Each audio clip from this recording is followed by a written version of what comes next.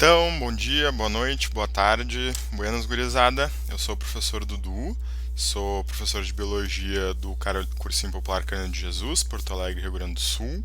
Quem dá aula comigo também é a professora Luísa Nicolete, mas no momento quem está tocando as videoaulas sou eu. E hoje nós vamos começar nossa diversidade de coordenadas. Vou tentar fazer essa aula mais segmentada. Peço desculpas por ter feito a nossa última aula quase uma hora.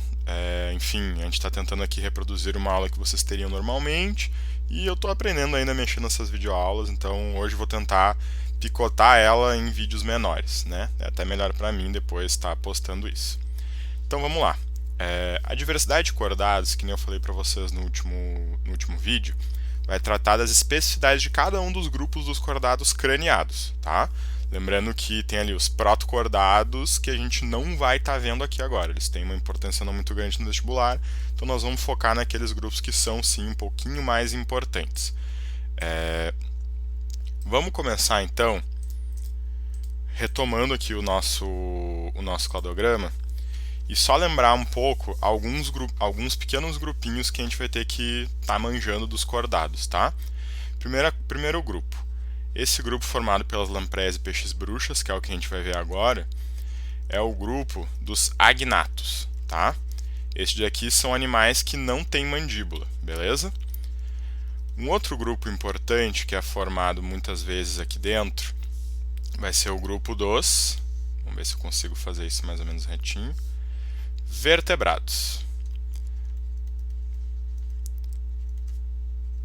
O grupo dos vertebrados, na verdade, já pega também as lampreias, né? Então vai ser os animais que já têm alguma espécie de vértebra, beleza? Lembrando que, né, peixes bruxas não têm vértebras. Depois, aqui dentro, a partir do desenvolvimento dos anfíbios, da conquista da vida terrestre, nós vamos ter, deixa eu botar em outra cor, o grupo dos tetrápodos, que são os animais de 4 patas, né?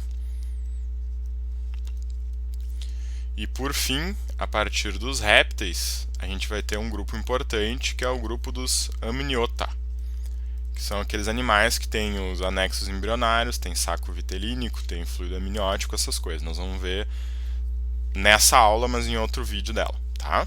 Então, só lembrando esses grupos, né? No geral, o vestibular não cobra muito deles, mas eu já vi alguns pega-ratões sendo feitos com os vertebrados, alguns pega-ratões sendo feitos com os amniota. Então, é importante a gente entender que dentro de um cladograma a gente sempre pode fazer várias subdivisões, tá? Só conferir se eu tô gravando sim, beleza. A primeira coisa importante da gente partir aqui vai ser os agnatos, tá? Os agnatos são os peixes bruxas e as lampreias. No caso, esse grupo aqui, esse nome bizarro que eu botei, Myxinoidea, são os peixes bruxas, tá? E os Petromyzoncontolini. Perdão. Eu só vou conferir aqui, porque às vezes a gente fala isso errado. Não, tá correto. Os Petromyzontoide são as lampreias. Lembrando que só existe uma espécie de cada um desses grupos. Eu boto o grupo aqui, ele não cai no vestibular. Opa, lampreia eu estou escrevendo. Ele não cai no vestibular, a gente só viu uma vez e não é como questão. Mas só para a gente ter noção de que é um grupo que é composto de uma única espécie. No caso, dois grupos de duas únicas espécies, tá? O que são esses animais? Então, esse daqui é um peixe-bruxa, tá? Quero que vocês percebam esse tubo bocal aqui. Não estou conseguindo desenhar por cima dele. Aqui. Esse tubo bocal que não vai ter mandíbula. Qual é o problema de não ter mandíbula? Não consigo agarrar minha presa, não consigo mastigar, não consigo morder, não consigo manipular objetos com a minha boca, né? Isso daqui é um peixe-bruxa e aqui eu tenho um modelo de uma lampreia, tá? Quero que vocês prestem atenção aqui, principalmente nas nadadeiras ímpares que esses animais têm, né? Uma característica importante do grupo, que é justamente o de ter nadadeiras únicas. Essas nadadeiras elas servem basicamente a caudal para propulsão e as dorsais, né, tanto a posterior quanto a anterior, só para manter o direcionamento desse animal. Ele não tem outros pares de nadadeiras para poder melhor se controlar dentro da água. Outro destaque que eu quero dar para vocês é o tubo bucal, né? é um tubo que não tem mandíbula. Aqui vocês podem ver um bom exemplo de como que é essa boca sem mandíbula. Ela é um círculo ósseo, na verdade não ósseo, né, porque esses bichos não têm ossos ainda, é tudo cartilagem. É um círculo ósseo sem mandíbula, sem articulação nenhuma. Esses dentes ela usa então para se agarrar, como nesse exemplo desse peixe desesperado, ela usa para se agarrar numa presa. Geralmente são peixes ósseos, a presa das lampreias, tá? E elas sugam sangue, é um parasita bastante agressivo, o bicho morre bastante rapidamente. A gente viu lá nos vermes, né, que um parasita é tão bem sucedido quanto menos ele atrapalha a vida do seu hospedeiro. Então esses animais sugam o sangue dos outros animais, matam a sua presa muito rapidamente e já tem que ir procurar outra, né? Não à toa que restaram só 2 espécies desses animais, certo? Então isso para nós são esses agnatos, que é tanto os peixes bruxas quanto as lampreias, tá?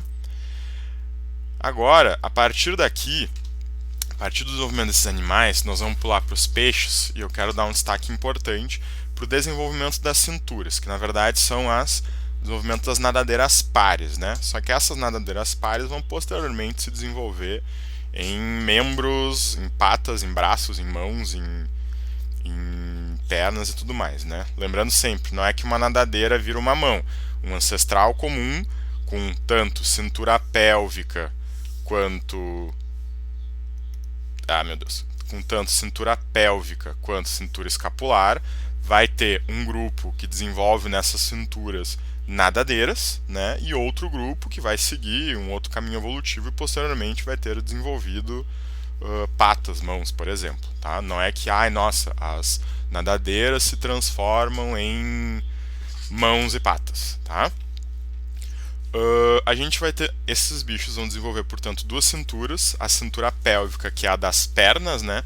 A cintura posterior, mais longe da cabeça, e a cintura escapular, que é a dos braços, cintura, então, anterior, mais próxima da cabeça. Vamos muito rapidamente passar por um exemplo de visualização da importância disso. Aqui a gente tem um ser humano. Nesse ser humano, que é onde a gente vai conseguir desenhar, a gente vai ter na parte anterior, mais próxima da cabeça, a cintura escapular. E a gente vai ter na parte posterior, mais longe da cabeça, a cintura pélvica. Esquece isso, na verdade eu posso apagar. Cintura pélvica, que no caso é a nossa bacia e a nossa paleta, né? Um outro exemplo, bom, é o esqueleto dos peixes, que é onde surge, né? No caso, esse daqui é um peixe ósseo, eu não achei um bom esqueleto de peixe cartilaginoso, vocês já vão entender por quê. E aqui a gente vai ter também, a cintura escapular e aqui atrás a cintura pélvica. Agora não formando braços e pernas, mas sim pares de nadadeiras anteriores e posteriores. Mais um exemplozinho para a gente terminar, um animal tetrápodo, né, com 4 patas, só que quadrúpede. Aqui é bem tranquilo de enxergar a cintura escapular anterior, próxima da cabeça, e a cintura pélvica posterior, mais distante da cabeça. Tá, gente? Agora, vamos avançar para o próximo grupo, que é o grupo dos peixes cartilaginosos. O nome já define, vão ser animais que vão ser vertebrados, tá? Vão ter um esqueleto, porém, esse esqueleto ele é feito de, pasmem, cartilagem. Não tem deposição de calcário, de cálcio, e não é calcário, gente, eu fico falando calcário, mas é cálcio, tá? Não tem deposição de cálcio, portanto o esqueleto fica sempre cartilaginoso. Meu Deus, o que é cartilagem? No ser humano é aquilo que forma nossas orelhas, forma nosso nariz, forma nossas articulações, forma nossas juntas e nossos tendões. Então imaginem que esses animais, esses peixes, têm o seu esqueleto com vértebras e tudo mais, só que feito desse material. Não é duro, mas é rígido, tá? Quem são esses peixes? Os 2 melhores exemplos são os tubarões, no caso eu estou botando aqui um tubarão em cabeça de martelo, e as arraias, tá? Quero que a gente perceba imediatamente 2 coisas assim bem breves sobre esses animais. Primeiro, aqui vocês estão vendo a vista dorsal de uma arraia, tá? Vou até escrever aqui, se eu conseguir. Consigo sim. A boca dessa arraia tá, assim como desse tubarão, na sua superfície ventral. Opa, aqui eu vou escrever em cima da minha cara. Isso é uma característica importante, porque logo depois, logo a partir desses animais, a maioria dos bichos vai ter a boca frontal, que nem nós, né? Nós não temos no nosso ventre a nossa boca, a gente tem na parte da frente da nossa cabeça. Eu já tenho aqui mandíbulas, quer dizer que eu consigo arrancar, que eu consigo manipular objetos, que eu consigo morder animais, consigo estraçalhar minhas presas, porém essa boca ela ainda é ventral, né? Então eu tenho que estar por cima da minha presa para poder morder ela. Com a minha boca frontal eu consigo agarrar minha presa de frente, né? Que é uma adaptação, por exemplo, se tu é um predador que está perseguindo uma presa, te confere algumas vantagens. Ah, quer dizer que os peixes cartilaginosos são inferiores predadores? Não, são tubarões, caramba, um dos predadores mais poderosos que tem no planeta Terra, tá? Mas, enfim, é uma adaptação importante de perceber.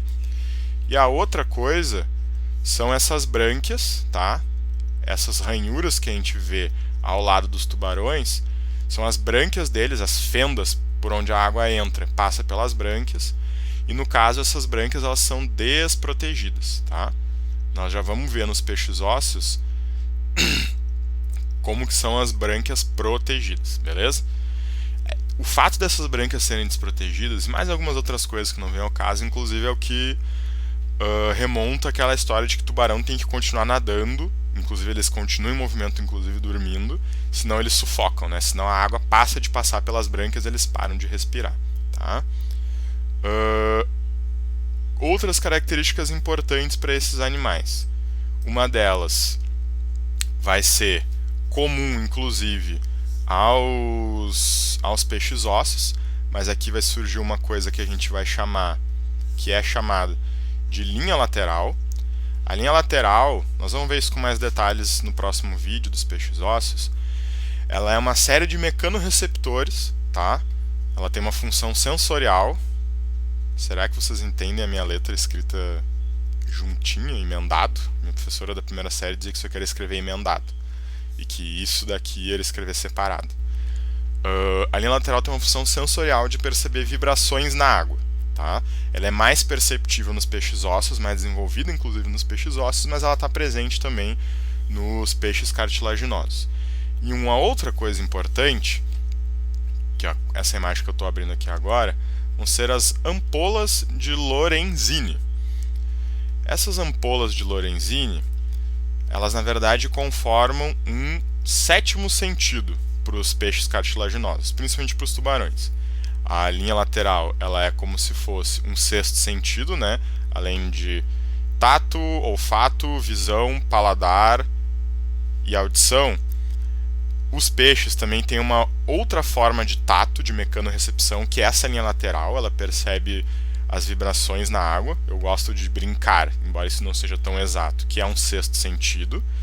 E os tubarões, principalmente, vão ter um sétimo sentido, que são as ampolas de Lorenzini.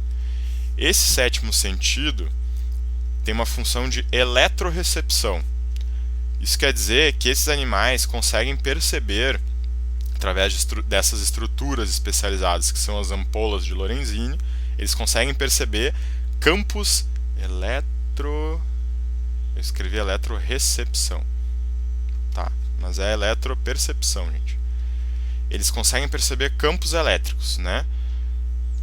Todos os animais, isso a gente vai vendo lá na fisiologia animal, todos os animais têm sim um campo elétrico, inclusive coisas elétricas têm campos elétricos, e esses bichos conseguem perceber. Como é que eles fazem isso? Aqui vocês vão perceber na imagem da esquerda esses pontinhos. Cada pontinho é uma ampola. Uma ampola, gente, é um buraco que tem um fundo oco.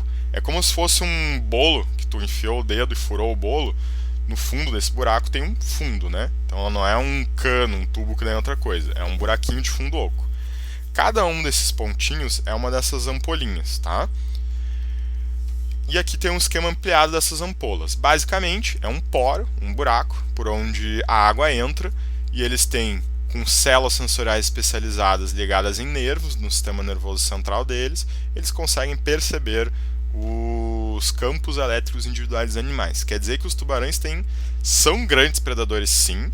Eles chegam a ter 7 sentidos diferentes para capturar a tua presa. Se o tubarão quer ir atrás da presa dele, ele vai encontrar essa presa. E por último, para a gente ir encerrando a nossa aulinha, que é para ser mais curta, eles têm um tipo de escama, gente, que é bastante único, que a gente chama de escama placoide.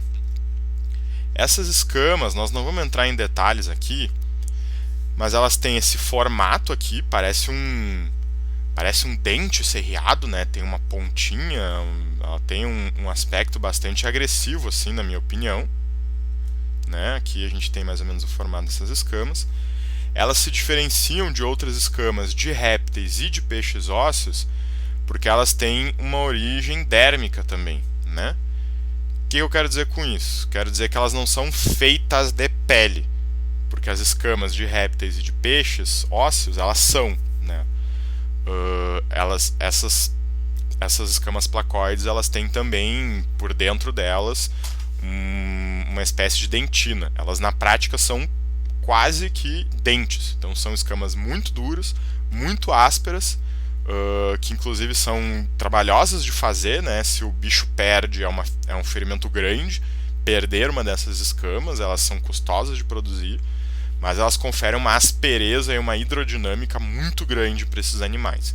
Tubarões são provavelmente os maiores predadores que existem nos ambientes aquáticos, e aqui a gente viu várias razões, né, de por que eles o são. Beleza? É isso então, esses dois grupinhos aqui. Próximo vídeo a gente dá seguimento.